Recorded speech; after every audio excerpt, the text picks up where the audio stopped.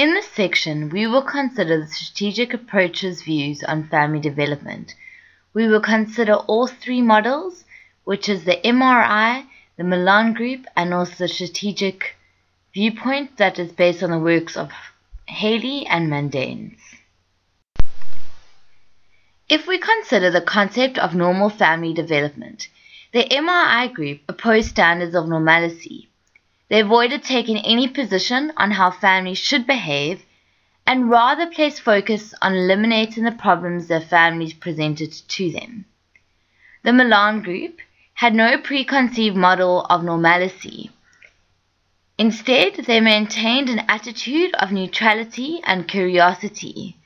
Their focus was to raise questions to help families examine themselves and questions that expose hidden power games.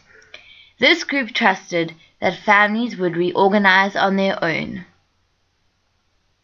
If we consider the strategic work of Haley and Mandanes, in contrast to the relativism of the above approaches, Haley's assessments were based on assumptions on sound family functioning. He saw normalcy as linked with family structure that has clear boundaries and where parents are firmly in charge. Therapy, thus, from this viewpoint, was designed to help families reorganize into more functional structures. If we consider how problems develop within families, strategic models saw three explanations of how this occurs. The first is cybernetic. Here, difficulties are turned into chronic problems by misguided solutions, forming positive feedback escalations. The second explanation of problems is structure. Problems are the result of incongruous hierarchies. The third is functionality aspects. Problems result when people try to protect or control one another covertly so that their symptoms serve a function for the system.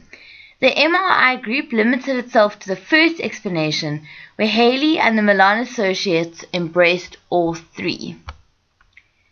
If we consider each group's specific explanation on problems, the MRI group saw chronic problems as being caused by poor solutions that maintain the status quo or lead to feedback escalations,